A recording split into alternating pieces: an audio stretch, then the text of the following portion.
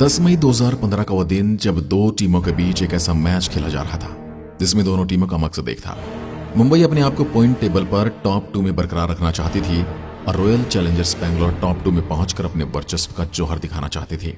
Top 2 की लड़ाई cricket की दुनिया में नंबर 1 की लड़ाई बनने वाली थी। इस मैच को जीतने के लिए दोनों टीमों के पास न तो प्लेयर्स की कमी थी और न ही परफॉर्मेंस की। एक तरफ हिटमैन जैसा कप्तान था तो दूसरी तरफ विराट जैसा किंग था। एक तरफ गिल की आंधी थी तो दूसरी तरफ पोलार्ड का पावर था। दिग्गजों से भरी हुई दोनों टीमें एक मैदान में एक मैच में एक दूसरे के आमने सामने खड़ी थी। ऐसे हालात में शुरू होती एक ऐसे मैच की कहानी जिसमें एबी का स्टाम आया था, यानी कि एक तूफान एबी डिविलियर्स नाम का आया था। वानखेड़े का मैदान जहां दोपहर 4 बजे दोनों टीमों के कप्तान टॉस करने आते हैं। टॉस विराट कोहली जीत जाते हैं और उन्होंने पहले बल्लेबाजी करने का निर्णय लिया। विराट के इस निर्णय से रोहित शर्मा भी संतुष्ट थे, क्योंकि मुंबई के पास भी कुछ ऐसे गेंदबाज थे जो विराट की बल्लेबाजों का इलाज जानते थे, जो किसी भी आरसीबी की पारी की शुरुआत करने खुद कप्तान कोहली और क्रिस खिलाते हैं। दोनों धाकड़ शुरुआत करते हैं और शुरुआत के 3 ओवर में 20 रन बना लेते हैं। पावर प्ले के चौथे ओवर में मलिंगा ने क्रिस की आंधी को आने से पहले ही रोक दिया और क्रिस गिल को पैवेलियन भेज दिया। मुंबई और मुंबई के फैंस उस विकेट के जाने से बहुत खुश थे, क्योंकि तब गेल नाम की आंधी का सामना मलिंगा ने अपने दम पर कर लिया था। लेकिन मुंबई टीम की खुशी ज्यादा देर टिकने वाली नहीं थी, क्योंकि मैदान पर एक ऐसा शख्स आने वाला था जिसके नाम के किस्से उसके दुश्मन के खेमे में भी काफी प्रचलित थे। जिसके लिए मैदान कोई भी हो, मैदान कहीं पर भी हो, कोई भी बॉलर हो और कोई भी समय हो, अगर वो इंसान ग्राउंड पर होता तो वो हर जगह ही एक ही आवाज आती है। उसका पराक्रम, उसका खेल, उसका स्टाइल क्रिकेट की दुनिया में सबसे अलग, सबसे अद्भुत, जो देखता वो देखता रह जाता। वह इंसान क्रिकेट की दुनिया में खुद का एक नाम नहीं बल्कि एक ब्रांड था, जिसके द्वारा खेले गए शॉट्स आज भी उसी के नाम से जाने जाते हैं। ऐसे शॉट्स उसने खेले इस 22 गज की पिच पर कि पूरे क्रिकेट इतिहास में कोई नहीं खेल पाया। उसकी एंट्री से वानखेड़े के मैदान में हलचल मच गई। चारों तरफ एक ही गूंज थी, एक ही नारा था। हर कोई उसका दीवाना था। उसे हर कोई बल्लेबाजी करते हुए देखना चाहता था। उसके आते ही पावर प्ले में बाकी काबिलियत का परिचय दिया। पावर प्ले खत्म हो चुका था और आरसीबी के खाते में महज 39 रन थे। आरसीबी अपना एक विकेट खो चुकी थी और दिग्गजों की नजर में पावर प्ले पूरी तरह से मुंबई के हक में था। 6 ओवर में महज 39 रन आईपीएल के इतिहास में कभी ऐसा हुआ हो। विराट और एबी डिविलियर्स बल्लेबाजी कर रहे हो और महज 39 रन पावर प्ले में बने हुए हों। यह बात एबी डिविलियर्स को चुभ चुकी थी और यहां से शुरुआत होती है एबी डिविलियर्स की पहली पटकथा की। पारी के 8वें से 12वें ओवर तक मुंबई के सभी गेंदबाजों ने 15 रन पर ओवर के हिसाब से लुटाए। मुंबई का कोई भी गेंदबाज एबी डिविलियर्स के सामने टिक नहीं रहा था।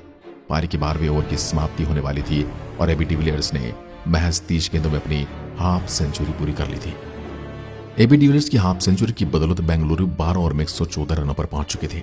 सिलसिला यहां रुकने वाला नहीं था, क्योंकि यह तूफान अभी भी पिच के बीचों बीच अपनी तूफानी पारी खेल रहा था, क्योंकि एबी डिविलियर्स के साथ साथ अब विराट का भी विस्फोट होना शुरू हो गया था। दोनों बल्लेबाजों ने मिलकर मुंबई के सभी गेंदबाजों को अपने रिमांड पर ले लिया। एक तरफ से एबी डिविलियर्स रन कूट रहे थे तो दूसरी तरफ से विराट फोड़ रहे थे। देखते ही देखते दोनों बल्लेबाजों ने अपनी टीम का स्कोर को 15 ओवर में 150 के करीब पहुंचा दिया।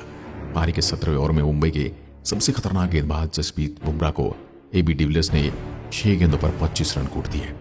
जिस पहले अर्धशतक को बनाने में एबी डिविलियर्स ने 30 गेंदों का सामना किया था, उसी 50 को 100 तक पहुंचाने के लिए एबी डिविलियर्स ने महज 19 गेंदों का सामना किया।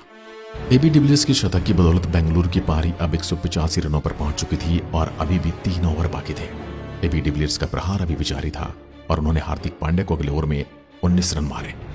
बेंगलुरु की पारी को 200 के पार पहुंचाया। परिस्थिति अब ऐसी बन चुकी थी कि मुंबई का कोई भी गेंदबाज बॉल पकड़ने को तैयार नहीं था। जो गेंदबाज आता हुआ 15 रन पर ओवर के हिसाब से रन लुटा रहा था। एबी डिविलियर्स ने आखिरी ओवर में पांड्या को एक बार फिर से 17 रन मारे। 20 ओवर का खेल खत्म हो चुका था। बेंगलुरु के खाते में 235 रनों का विशाल लक्ष्य था, जिसमें 133 रन अकेले एबी डिविलियर्स के थे। डिविलियर्स ने 19 चौके और 4 छक्कों की मदद से 59 गेंदों में 133 रन बनाए थे। किसी भी टी20 में 133 रन बहुत बड़ी बात होती है। एबी डिविलियर्स की शानदार पराक्रम की वजह से मुंबई के गेंदबाजों का हाल कुछ इस तरह के था।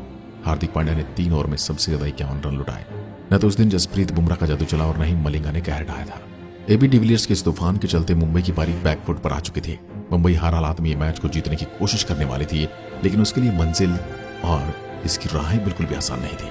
मुंबई की तरफ से शुरुआती बल्लेबाजी करने आए पार्थिव पटेल और लैंडन सिमंस, जिन्होंने 25 रन बनाए। विशाल लक्ष्य को देखते हुए मुंबई का हर प्लेयर शॉट्स की कोशिश कर रहा था और इसी कोशिश में पार्थिव पटेल रन आउट हो गए। पावर प्ले के 6 ओवर खत्म हो चुके थे और मुंबई 45 रन पर 1 विकेट गंवा चुकी थी। कप्तान रोहित शर्मा का विकेट भी चला गया और मैच की परिस्थितियां कुछ ऐसी हो गई थी कि हर ओवर के बाद मुंबई का रिक्वायर्ड रन रेट 1 रन पर ओवर के हिसाब से बढ़ रहा था। लेकिन कैरन पोलार्ड और लिंडन सिमंस ने मुंबई को कुछ हद तक मैच में जीवित रखा। दोनों बल्लेबाजों ने मिलकर कुछ बड़े शॉट्स लगाए, जिसकी बदौलत मुंबई की उम्मीदें 12 ओवर तक जिंदा रही। लेकिन ये शॉट्स भी मुंबई की उम्मीदों को जिंदा रखने के लिए काफी नहीं थे।